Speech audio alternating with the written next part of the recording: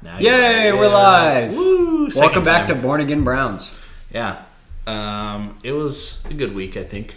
Overall, I felt good. Not great, but good with our draft. We're going to go over everything. A lot better before the rookie mini camp. Yeah.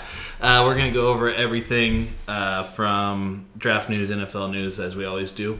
Let's hit it off with some NFL news. Get through it here. The draft is over. Yes. First question. Who won the draft? What team? One team.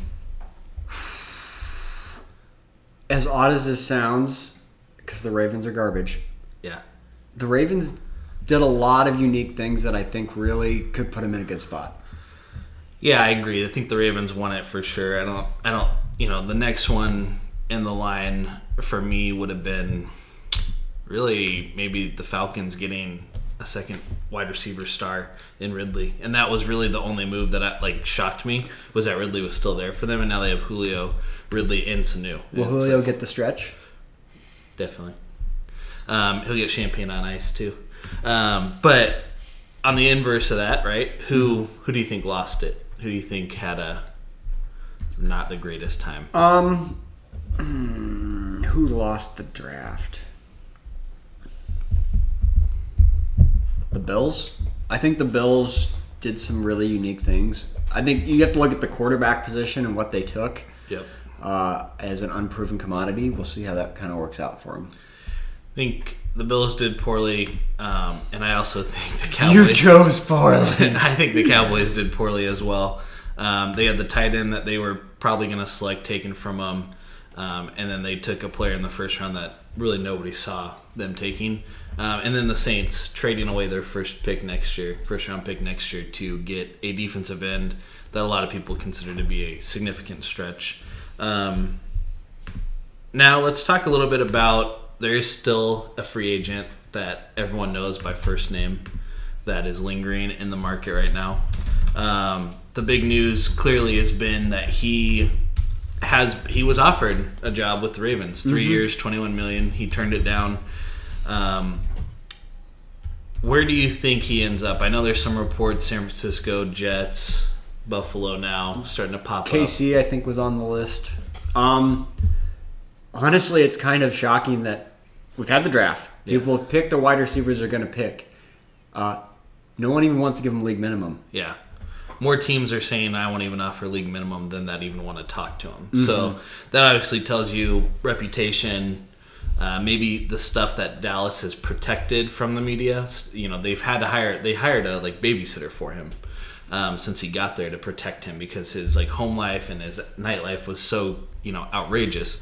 So I think that ultimately, I don't really know where he ends up. I could even see him not being somewhere until mid-year and then being signed with a team that maybe loses a wide receiver, Carolina or somebody that loses a big body wide receiver. And then I'm shocked that the Bears haven't, at league minimum, if he works out great, if he doesn't, you have enough cap space to give Trubisky another weapon. Yeah, just give Trubisky a chance, right? I think the Bears are really set on their running game. I think that it's so strong. Why bring in someone that's just going to be a headache? And I think they also have such a young nucleus. Bringing in someone that could potentially shake it up. That's why the Browns, I would assume, are get the hell away from us. Well, and the Browns also have a lot of depth at wide receiver. Yeah, especially I really after the draft. Don't see bringing in Bryant's just the odd man out, especially if he's going to cause nothing but problems. Yeah.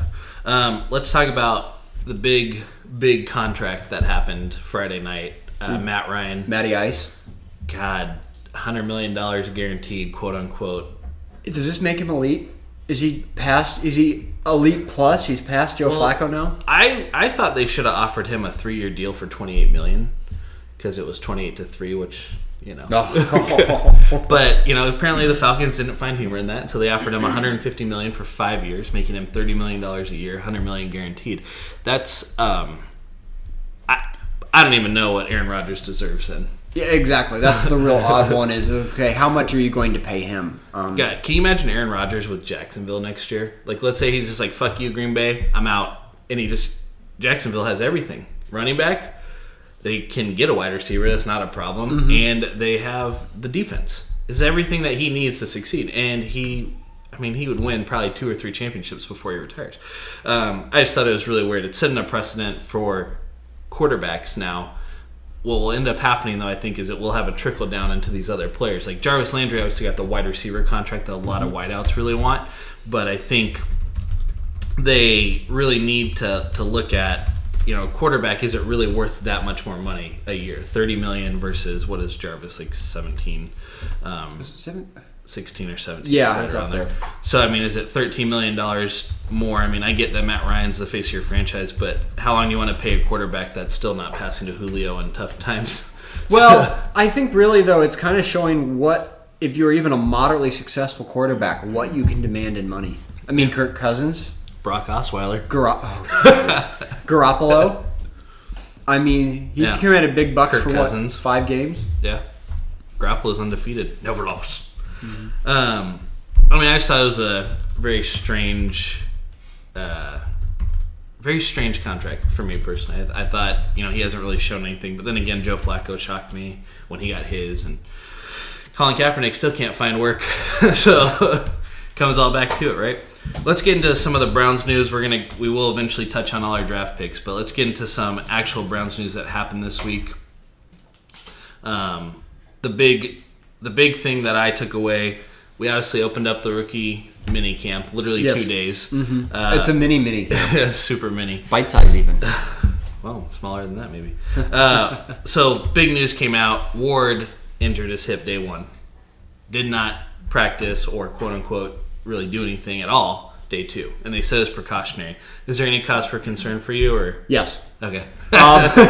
You never want to have a pick. I mean, I'm kind of gun shy because I'm, as a former Bears fan. Kevin White, who I think has played 5 games in 3 years. At least he didn't get his extension picked up. Oh, I wonder why. But yeah, I mean, that's the overall thought process that I had was like, oh goodness, here we go again. It's like we drafted him number 4. It was a little bit of a stretch to get him that early, but we obviously needed a shutdown corner. And then you're going to tell me day 1 he's got a hip problem? Mm-hmm. That seems like I wonder if Bradley Chubb's going to have a hip problem on day 1. That just gets my brain thinking like that. I watched some of the quick highlights. It was just like a super quick montage. Baker looked really good. Did he look like he was up to standards? He was definitely. You could tell he was already commanding the offense, which was like he's playing with rookies. I get it, but you could tell he stepped in and it was like, oh, here he is. Here's the big dog. Like, let's everyone, like, whatever he wants, let's do it. And he was completing passes. One of the things that I watched because I watched Darnold too, because the Jets had theirs.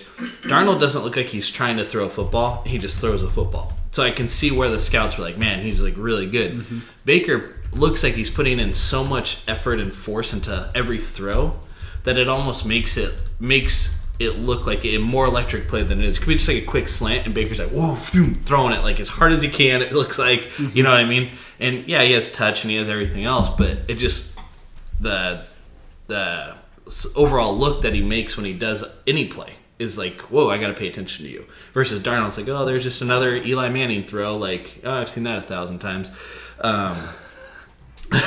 So, and a lot of people, one of the things that I've been watching with like fantasy news and things like this, talking about Barkley and all these players that are going to be, they should be high draft picks in fantasy. Mm-hmm. They do talk about Baker in dynasty leagues. In some of their statements, they say that, how, Tyrod's only going to start so many games before he gets a concussion or whatever. So my thought process is Hugh Jackson reiterated it before the rookie minicamp. Tyrod is the starter no matter what. How much are you believing there? I believe that. Now, I'm going to kind of circle back and touch on an interesting point. You said that Baker was kind of commanding and leading that rookies. Does that kind of put Tyrod in an awkward position? Do you think they'll butt heads? Or do you think that Baker is smart enough to kind of understand his role going into week 1, more than likely being the backup?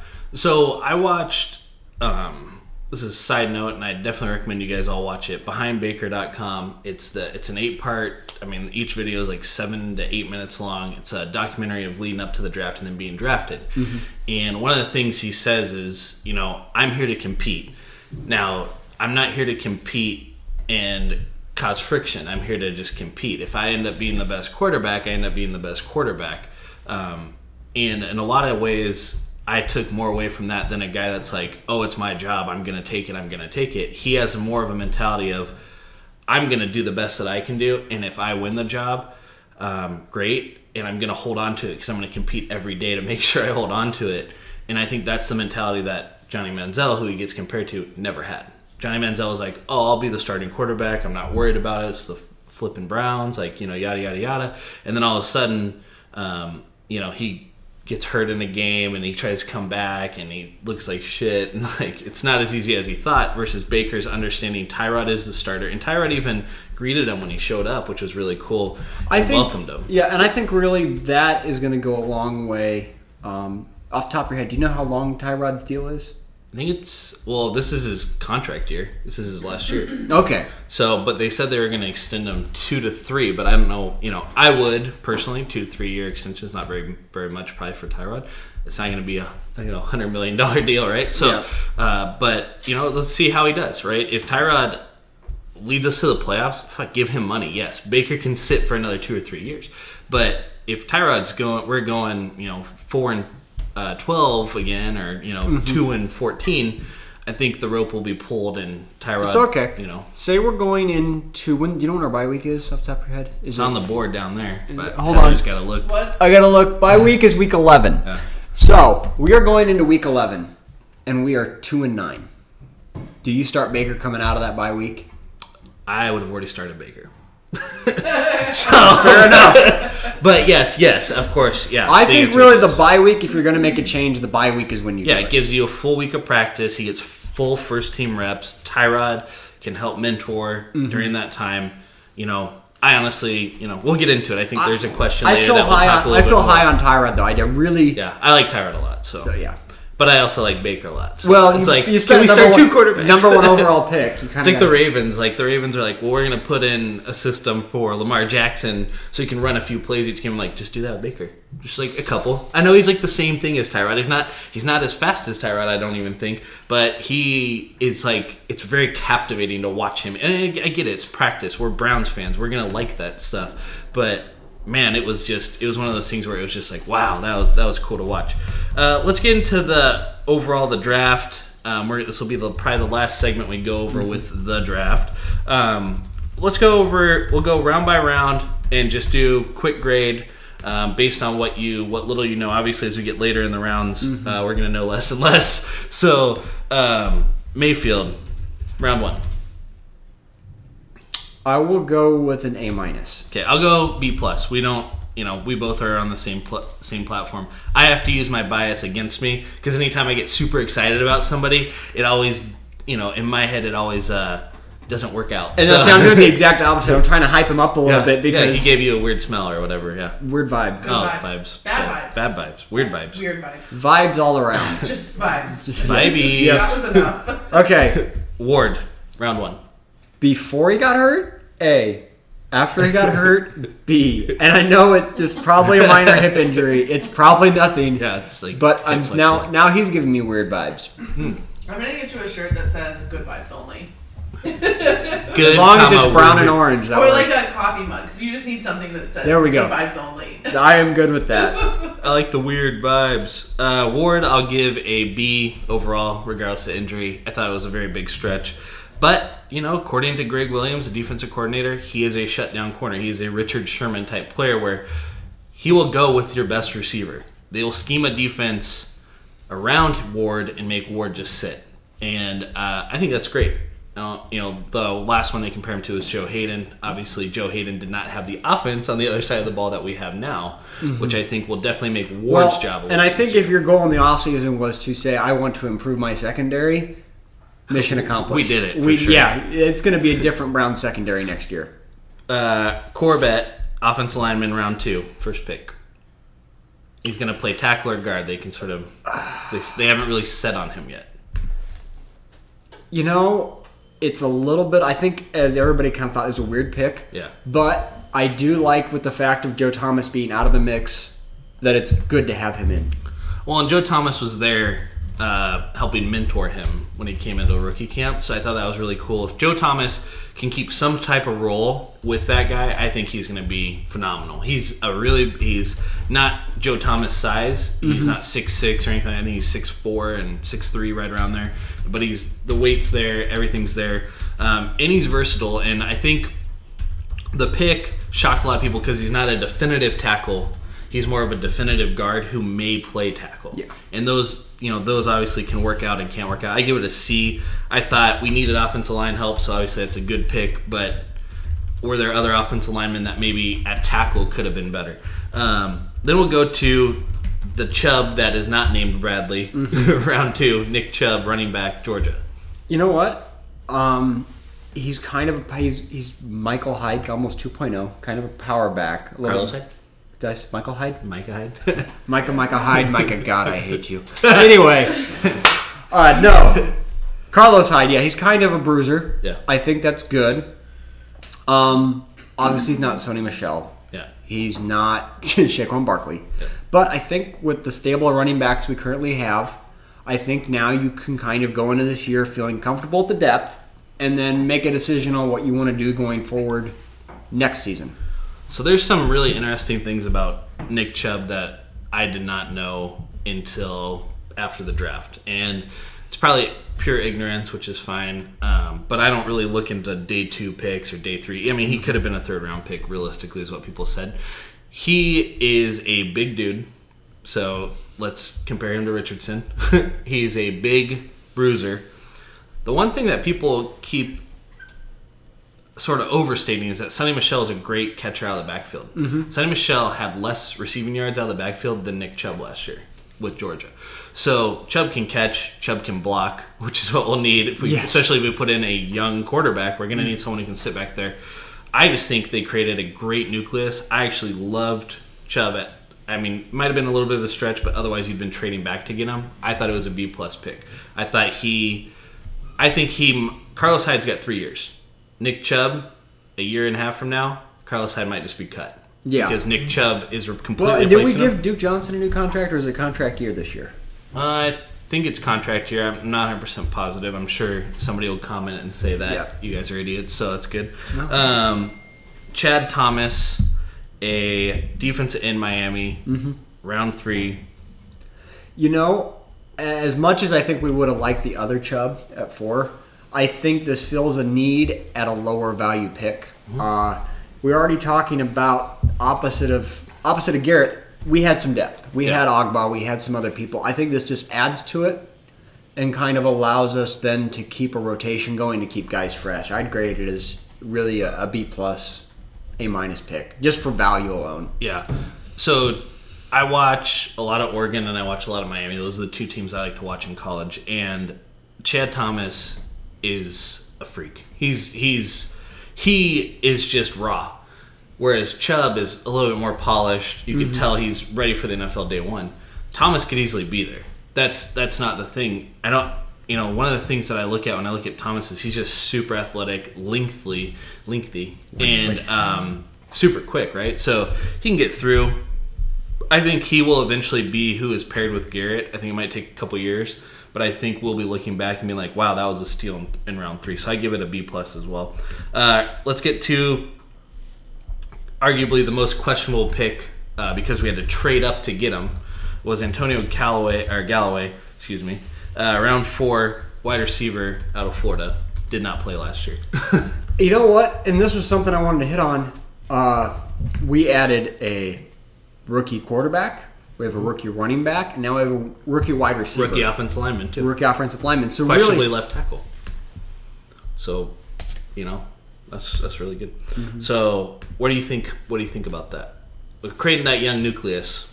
You think Callaway is with all his off-field problems and? You know what? It's worth the risk, I think. Okay. Hopefully, it'll be better. We'll see. it's really also hard to say, okay, we're going to bring somebody in to play football who has not played in the year. Yeah, definitely. That's kind of scary. What condition is he in?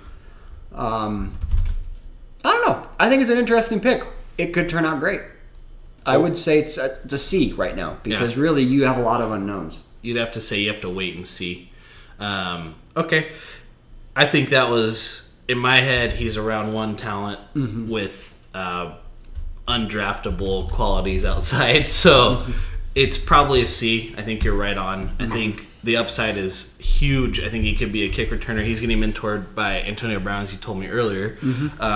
And I think, go watch his highlights. There's a 7-minute montage of his highlights for 2 years. And he's one of 21 players in college that has scored a touchdown 5 different ways. So he's thrown one, ran one, caught one, returned one on punt, returned one on kickoff. Gotcha. So he's done one thing that 21 other players in college football has ever done. So it's impressive. Yeah. I like I said, taking a year off scares me. Off the field issues scare me. But, if he comes back and he wants to play, I think the value is there. You know who might help him, and it would be a complete redemption story, is Gordon. Where Gordon can be like, I've gone through this at the NFL level. Yep. You have so much potential. Do not squander it because I'm still on a rookie deal technically after 7 years. We'll cut through real quick. We'll just do quick hits. Okay, so not quick hits, the segment, but just quick hits here. So Avery, linebacker, round 5. I don't know much about him. I don't know much about him either, but it's linebacker depth. Yep. I don't think we can go wrong with adding depth at that position. So C. We'll just B. D. F. I'm going to go with C. We'll just go average. Okay. I'm going to go C as well. I don't know anything about him, so I can't give him an A and I can't give him an F. So, Ratley, wide receiver, Texas A&M. I followed this guy in college. I did not follow this guy. No, again, I know nothing about this player, but it's more wide receiver depth. Competition. Honestly, it's probably a D. I don't know if another year or two he'll be on this team just because of the amount of players we have in front of him. But, it never hurts to have more options. Yeah, I give it a C. And then last one is another cornerback, Simeon Thomas, excuse me, round 6. So this is our last pick of the Yep. I again go with it's added depth at a position of need. Yeah. It's a C. You can't go wrong with, even if he doesn't pan out again and we end up cutting him in a year or two, we've at least added depth there. And who knows, he might be opposite of Ward in 2 years, 3 years from now when we have all these aging guys that sort of just get kicked out of the locker room, right? All right, let's go into quick hits. A few questions for both of us, I think, from the producer today. I think there's 5, but we'll see. I don't know. 5. Okay. Right. Should have made it 6 like Baker. Jesus. Should have made it 2 like Manziel. Whoa, should have made it 0 like Or we our could've- wins last year. 95. Oh my goodness. Anyway. That would have been like SATs. How many games will Tyrod start before Baker replaces him? I'm going to go with at least 11. Okay. He gets us through the bye Makes week. it through the bye.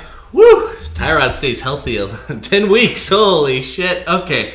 I think injury withstanding, I think Baker is a starter.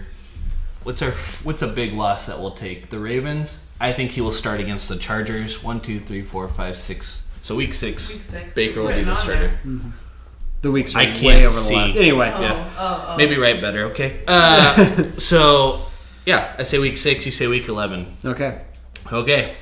How many games before Chubb is truly the number 1 back and Hyde is not? I would say that doesn't happen this year. I'm going to say by week 11. I think Chubb is going to get a lot more goal line work than we think, and I think he'll end up being a great. I have to take this, so finish it up on your own. Great. Hey. What's the next Browns jersey you'll buy? Okay. Baker. What are you going to buy? I'm going to buy one? Yeah. I don't know. What's the next Browns jersey you're going to buy? Oh, Kirksey, probably. Kirksey or Mayfield. Who? Kirksey's a Christian linebacker. Kirksey. He's a linebacker from Iowa. You're really excited about that. Yeah, he's got a I'm a little. homer. He's got the big head, little body from Madden. That's the whole glitch. Oh. Yes, no. I thought he just had small everything. Yes, I'm yelling from way off screen. Do you want the Browns to be on Hard Knocks next season? Yes. What do you think, Heather? Because you watched all of Tampa this year. I had never watched it before this season, and I thought it was really cool. I thought it was It took me a while to realize that it was week by week, and they were editing on the spot, and you're only a week behind, so it's all. I mean, as close to real time as you can get. I thought that was really, really cool. Yeah. And it made it, like, more interesting because who the fuck would care a year later? Well, especially with the injuries, right? I mean, we saw, like, Martin had cramps or something and Winston looked like shit in practice. Then they go show a preseason game that you just watched, a week before, and it was like, what the fuck happened? And you watched the whole practice, like, oh, no shit, he sucked. He was hitting the coach on the sideline with the football instead of the wide receiver in the end zone, right? So it's really cool. And you get attached to players that don't make it, and then you're sad about it. It's like its own reality TV. I mean, I really liked it. I know the Browns are one of the last ones still in it. Who else is left? I don't know. I just know that the Browns have been mentioned as being one of the last contenders in. I don't think John Dorsey is one of those guys that wants people in their locker rooms. Yeah. So he seems like a pretty close to the vest kind of guy. I mean, he didn't announce who his first pick was until he called Baker, right? And I mean, you watched it, right? And that's something that everyone should watch. There's a couple different videos of it of John Dorsey calling Baker Mayfield, and it was really awesome. And I thought that was one of the best moments because Baker legitimately was excited and was thankful, which, not to slight anybody that rhymes with Danzel, but I don't think he was in the same boat. It was an expectation versus Baker's was a complete shock, and it was a complete realization that all his hard work has paid off, and now it's time to work even harder to be the next one. And one of the things in behind Baker that I'll talk to you about right now is he says, it's great I got drafted number 1. My next mission, he goes, I was a Heisman Trophy. He doesn't say it, but like the video credits sort of roll, and it's like I was a Heisman Trophy winner, and I, as a first walk-on Heisman Trophy winner, as a first walk-on selected number 1, and you can bet your ass I'm going to be bringing back a Super Bowl to Cleveland as a starting quarterback. And I thought that was, he's all in, right? Could you have said that about Rosen or Darnold? Probably not. So here's the teams that are eligible for 2018: the 49ers, the Broncos, the Browns, the Chargers, the Ravens, and the Redskins. I think the 49ers will probably get it. Yeah, I would be shocked. I'm back, by the way. I'd be shocked if the 49ers don't get it. 49ers are probably the favorite, but I would love to see the Browns, just to see their rookies and see how they interact with all the veterans and see Josh Gordon and see how all these free agent signings sort of come together and the culmination of free agents, rookies, veterans that have lost, and seeing how they really mesh. I think that'd be actually really interesting. Well, and you're also looking at, you didn't have Hard Knocks around when the Lions went 0-16. You got a great opportunity to look at a team that's at rock bottom and see how they respond. An expansion team. Yeah. All right, Heather, what's the next hitter? Last question. With the draft over, where do you think the Browns will draft in the first round next year? Woo! Let's hope it's not in the top 10. I'll say I picked them to go, 9-7? I'll say they'll be drafting around 16, 15, in that range. Barring any major trades, I think that's where they naturally end up. Let's see, I had them going 1, 2, 3, 4, 10 and 5, 6. 10 and 6. It was 10 and 6. 10 and 6. 10 and Baker. 10 and Baker. All right, 25. I'm going to back it up. Woo! Doubling down. Just outside is that just outside the playoffs? No, that's in the playoffs. Okay. You're Ric Flairing it for sure. 22 then. 22. Oh! That's almost a playoff team. Okay. Oh no, that is a playoff team. Is it? No. Yeah, it's a wild card. 12 teams. 20 is 12 teams. Yep. So 32 back. Yeah. Because you have the 2 wild card games. Fine. Woo! 19. Oh, what a jerk. Get the hell out of here. Go back to your phone call. All right. Now let's go over some feedback. I know Ramo Justice had some, which was really cool. I really appreciate it. I think Garrett really appreciates. I do too. The feedback. It's always good to hear from people. So, Whammo Justice comment number 1. If we pick up another offensive lineman for some depth, we'll actually be pretty solid. You can't just go pick the brightest piece of candy in the store. You have to fill the weakest spots on your roster first, and that's exactly what the general manager did. He filled the weak spots. Yeah, and I think, this obviously was referencing, we did the show on Friday, so we hadn't had round 2 coming yet, but he definitely picked up an offensive lineman right there. It's almost like John Dorsey read the comments of our video. Well, and I think, too, you're also looking at, with Joe Thomas retiring, that is a position of need. Yeah, for sure. Offensive tackle, left tackle, always the biggest position on the line. One of the biggest positions in the NFL that people just completely forget about because they don't score touchdowns and they don't intercept balls and they don't make sacks on quarterbacks. They try to prevent everything, right? So when they work, you never know about them. When they don't work, you never not know about them. You hear about them nonstop. We need a fucking left tackle bad. But you never hear, we don't need a left tackle. It's just a thing that becomes expected. Comment dos. Comment number 2 from Whammo Justice. Say it right if you're going to say it. I'm not going to say it like that. Whammo Justice. How do you know that's how that person says it? I talked to him. Oh, yeah? No. This is a long one, so I'm definitely going to stumble over it. We did perfect in the draft. I've watched Baker Mayfield play at every OU game of his career. I've watched him battle Denzel Ward at Ohio State, and I watched Chubb cut up our defense at OU like it was a hot knife cutting up butter. We got the 3 best players I've seen in the last 2 years on the Browns roster. Now, we done perfect, guys. You just need to get off his big marquee name, Saquon Barkley. Couldn't run up the middle of his life. Couldn't run up the middle if his life depended on it.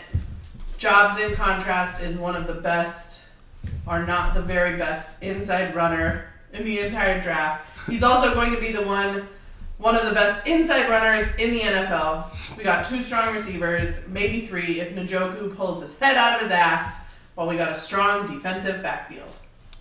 Okay. Did you catch all that? Yeah, I did. I think the overall consensus there is he liked the picks. I like Chubb. Like I said, I think Barkley's going to be a bust. I know that's contrary to every analyst and expert in the world, and they all like the size of his thighs, so they think he's going to be a great running back. Anytime that the number 1 running back is selected who has less rushing yards than a quarterback selected and less rushing touchdowns than a quarterback selected, I don't know. I would have to question everything. And he's completely correct. If you watch Barkley's highlights, he goes to the outside and tried to shimmy shake everything, sort of like the Le'Veon Bell 2.0 with a little bit more girth on him. So I agree. I think we got the right picks. And I think it'll be interesting to see Baker really shine in the bright lights and take us to 10-6 next year. Exactly. This year. Whatever year it is. Last comment from good old Whammo Justice. Say it right. And I predict that we may win as many as 6 to 7 games.